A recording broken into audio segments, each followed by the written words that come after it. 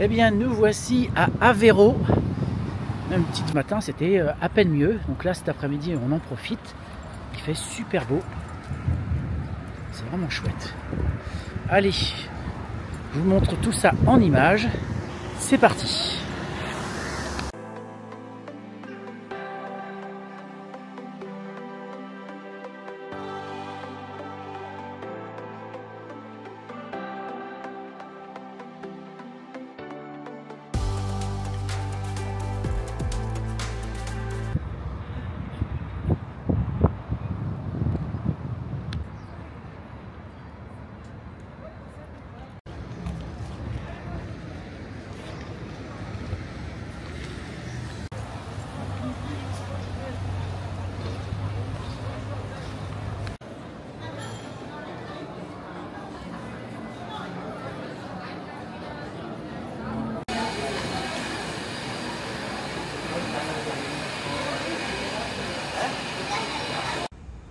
Alors, petite présentation de l'aire d'Aveiro. Une aire qui est vraiment pratique à l'usage avec tout ce qu'il faut. Donc vous avez de quoi faire l'eau, vidanger vos cassettes WC et donc vider les eaux grises. Donc elle est pratique, hein. Et sinon le parking, donc c'est un grand parking avec environ une dizaine de places pour camping-car. C'est trop peu pour une ville comme Aveiro et tous les camping-caristes qui essayent de s'installer. Sinon il y a un parking un petit peu plus loin là-bas qui accepte aussi les camping-cars. Enfin, il y a plusieurs parkings, notamment sur la ville, où on peut stationner. Donc voilà un petit peu pour la ville de Aveiro et son aire de vidange. Voici donc pour la ville d'Aveiro et son aire de vidange. Bon, et bien là je suis parti pour aller visiter tout seul Óbidos. On ira ce soir tous ensemble. Mais là il fait trop chaud pour les filles, donc moi ça me dérange pas de marcher quand il fait très chaud. Et donc je vais vous montrer un petit peu la ville de jour. En tout cas elle a l'air super jolie.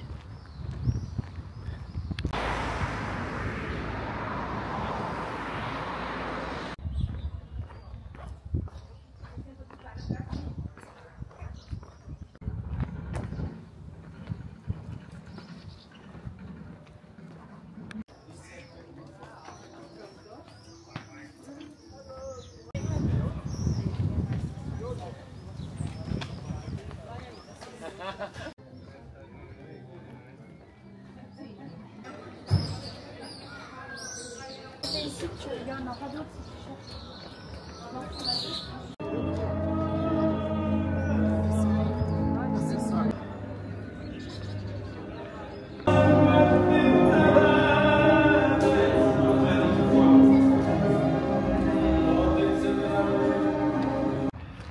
Alors quand vous rendez à Óbidos, il y a une aire pour camping-car. Donc c'est 6 € la nuit, la journée c'est gratuit. Et il y a aussi une aire pour faire la vidange. Et les eaux usées, c'est 2 €. Alors sachez qu'il n'y a pas d'horodateur sur cette aire. Il y a quelqu'un qui passe ou bien vous laissez ça dans une petite boîte. A priori on vous met un petit papier sur le pare-brise. Mais en tous les cas elle est très très bien située, vous voyez. Elle est là et le village est là-bas. Donc c'est vraiment bienvenu venir comme ça. Après elle est pas glamour, vous voyez. L'air elle est là pour faire les vidanges. Il y a vraiment tout ce qu'il faut. Il y a à peu près la place pour une vingtaine de camping-cars à peu près. Donc voilà, la petite balade est terminée pour Óbidos. On va continuer demain vers Peniche. Allez, je vous dis à demain.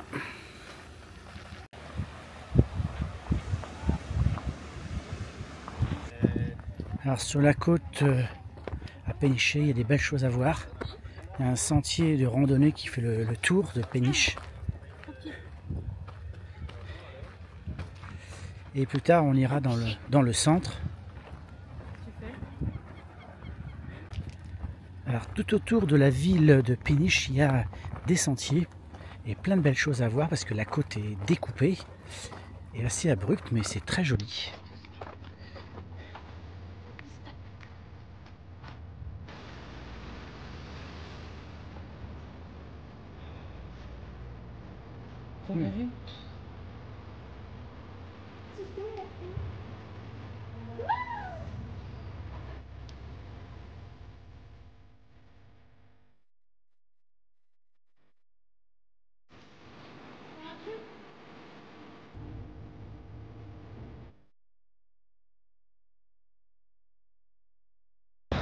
Voilà, nous voici dans le centre de Péniche, ou Peniche, comme vous voulez.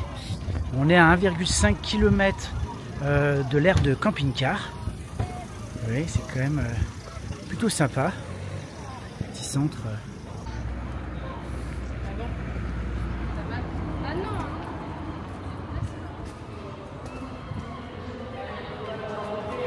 Ah oui.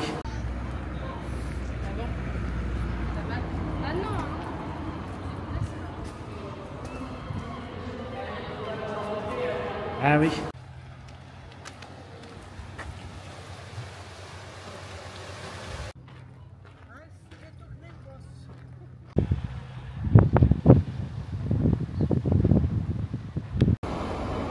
Voici l'aire de camping-car de Péniche, ou Peniche, je ne sais pas comment on prononce. On a décidé de passer une journée et une nuit ici. Une aire bien faite. Après, pas trop glamour dans le sens où on est sur du béton, des dalles en béton, mais en tout cas c'est très très propre. Donc l'accueil est ici. Alors la nuit, donc 24 heures, c'est 13 € avec 4 ampères. En sachant que donc vous avez la nuit incluse bien évidemment. Vous pouvez faire les eaux grises, enfin les vidanges, etc. Par contre, tout ce qui est additionnel, c'est-à-dire douche, par exemple faire vos machines à laver, etc., c'est en supplément. Donc vous avez ici la laverie, les douches qui ont l'air super propres ici. Vous voyez, là c'est vraiment nickel. Et donc vous payez, c'est 1 € les 6 minutes. Une aire de pique-nique avec la possibilité de faire votre vaisselle. Ici barbecue. Et voici donc le stationnement pour les véhicules. Alors c'est vrai qu'on est un peu les uns sur les autres. Et il n'y a pas une once d'herbe ici. Tout est en béton. À chaque emplacement, donc, vous avez l'électricité et aussi la possibilité de faire un peu de nettoyage parce qu'il y a des robinets avec un mini lavabo. Et tout au fond, c'est l'aire de vidange. Donc il y a déjà 2 camping-cars qui sont installés. Vous pouvez aussi laver vos véhicules, mais là c'est payant, c'est pareil. Il y a la possibilité de nettoyer vos véhicules. Ça c'est une bonne chose aussi. Vous voyez. Donc voilà. On va être pas mal. Alors, on est juste à côté des plages, des commerces, etc., du centre. Donc elle est plutôt bien placée cette aire. Voilà pour la présentation de l'aire de Peniche. Nous voilà en partance vers le château de la Pena. On a quitté le camping de Lisbonne en prenant la ligne de vue 750 et pour rejoindre la station de train. Il nous faut à peu près une trentaine de minutes pour rejoindre le château de la Pena. Donc c'est parti. Bon, on est arrivé à Sintra. Maintenant, on va se rendre à pied jusqu'au château de la Pena. Alors, a priori, Google Maps me donne 2 km à peu près à pied.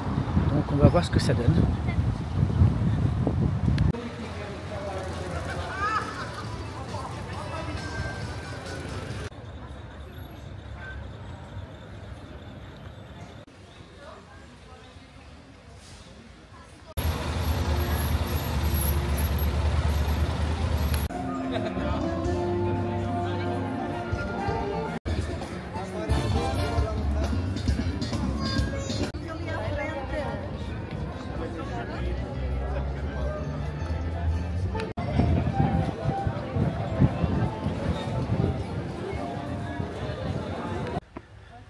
Bon, allez, pour vous rendre à pied jusqu'au château de la Pena, eh bien, vous pouvez traverser tout en montée le parc. Alors, il faut avoir des bonnes jambes, mais par contre, c'est très joli, comme vous pouvez le constater.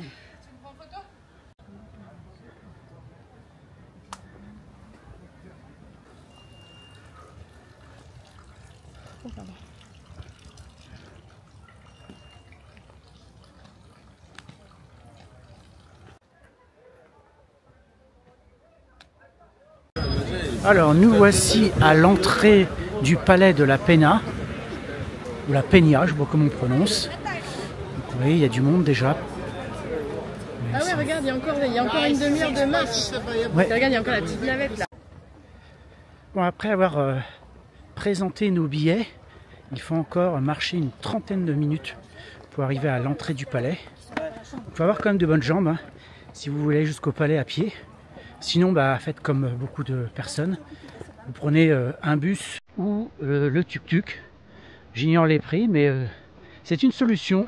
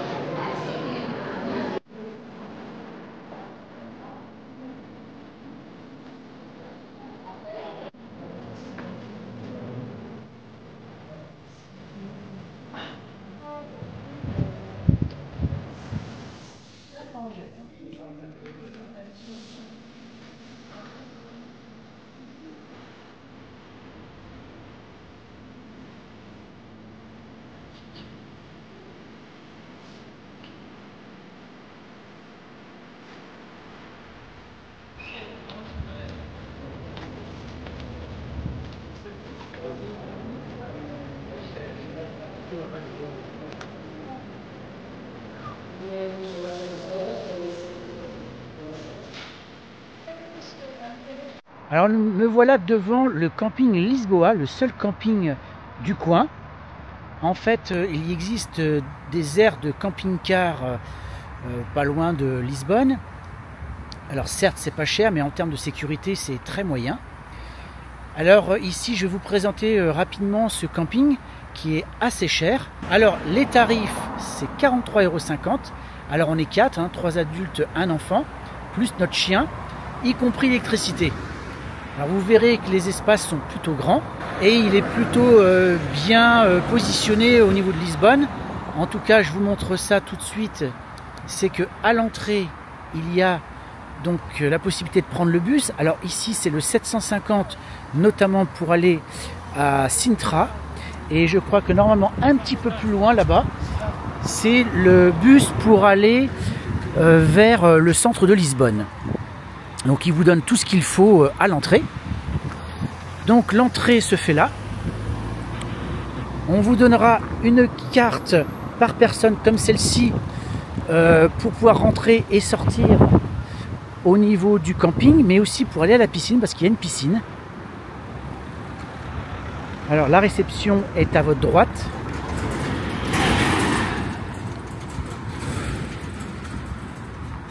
Alors ils parlent un peu le français, donc pour se débrouiller, pour échanger, c'est très bien. Alors, ils vous demanderont bien sûr les passeports, les maths du véhicule. Et donc pour rentrer à pied, c'est par là, avec votre carte. Le camping est assez grand quand même, bons espaces.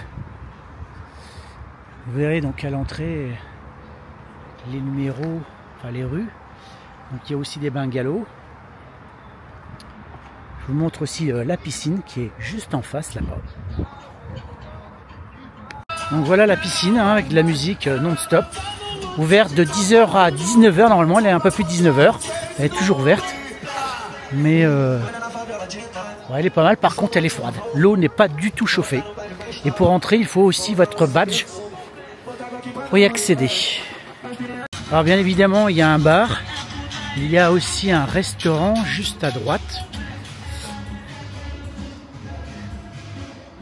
Juste là. Je sais pas du tout ce qu'il vaut comme restaurant. J'ai pas regardé les critiques.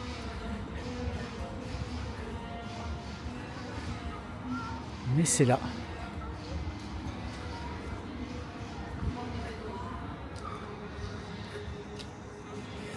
Et donc un peu plus loin, ici à droite, vous allez voir qu'il y a un petit, on appelle ça un mini mercado, mini market quoi. Juste là, sur votre droite. Et donc un peu plus loin, il y a l'entrée de la piscine. Vous voyez, le petit magasin est juste là. Donc là, de quoi faire eh bien, votre linge. Et l'entrée de la piscine, elle est juste là. Donc voilà un petit peu pour la présentation. Et les emplacements sont relativement grands, sont tous faits à peu près de la même façon. Avec des poubelles juste à côté, table de pique-nique.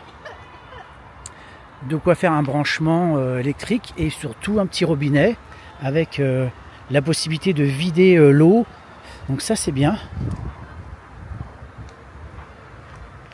Et donc, non loin, le bloc sanitaire. Donc il y en a plusieurs ici, hein, vu que le camping est assez grand. Alors au niveau du bloc sanitaire, juste un petit peu avant, vous avez la possibilité de vidanger vos toilettes, mais il existe une aire dédiée aussi, une grande aire, pour faire les vidanges qui se trouve sur la gauche dans le camping. Et donc là, les sanitaires sont là. Alors, les sanitaires sont corrects, mais sans plus, surtout au vu du prix. On pourrait s'attendre à quelque chose de mieux, en tout cas avec un meilleur standing. Mais c'est pas le cas, et c'est un petit peu dommage.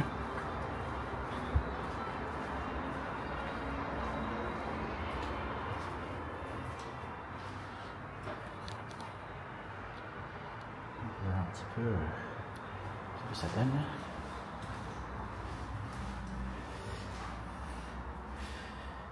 Voilà. Les sanitaires. Et il n'y a même pas des potences pour mettre votre serviette, des petits crochets comme ça. C'est un petit peu dommage, mais bon, ça le fait quand même. C'est nettoyé 2 fois par jour.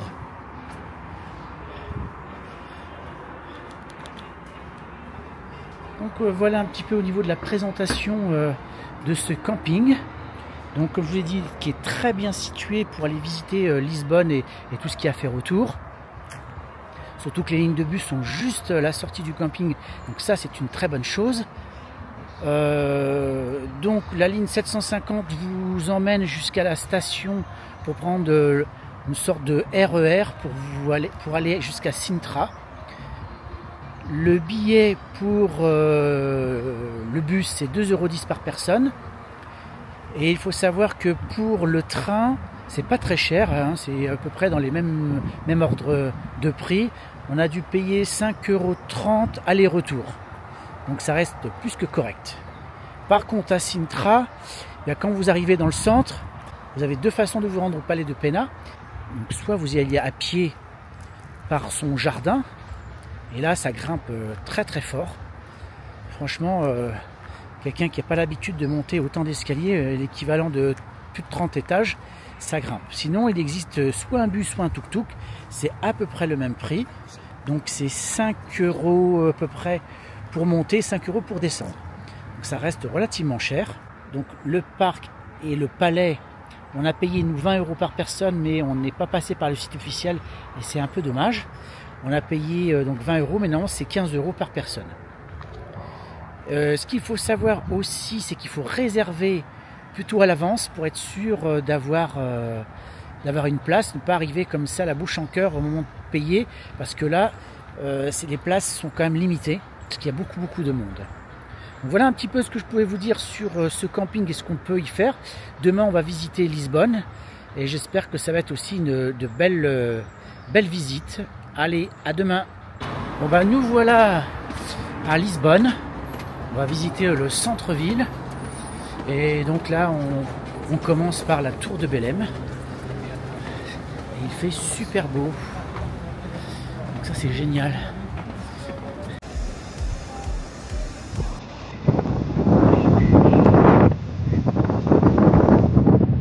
Alors la fameuse tour de Belém. Elle est magnifique.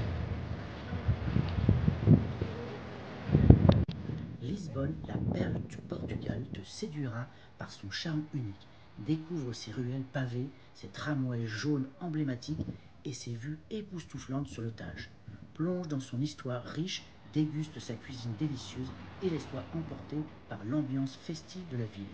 En bref, Lisbonne, c'est l'histoire des quartiers médiévaux aux monuments de l'ère des découvertes. Au niveau de la culture, le fado, les amuseros et une vie nocturne animée. La gastronomie, des fruits de mer frais, des pâtisseries succulentes et des vins locaux. Les paysages, le Tage, les quartiers de l'Alfama et du Bairro Alto et les plages de la Costa de Caparica.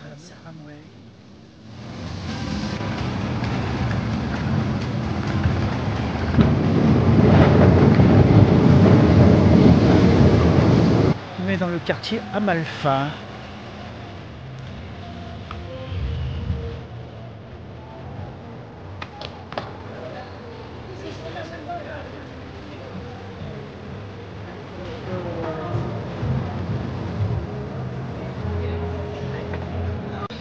Bon et bien nous voici arrivés à Cascais, on est à peu près à 25 km de Lisbonne.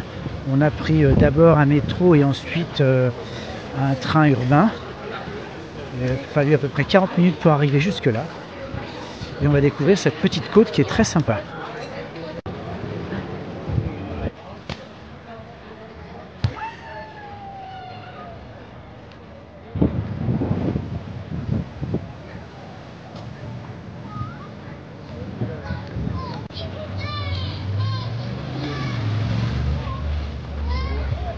Alors la forteresse de Cascais. Alors cet épisode se termine, suite au prochain épisode. À bientôt.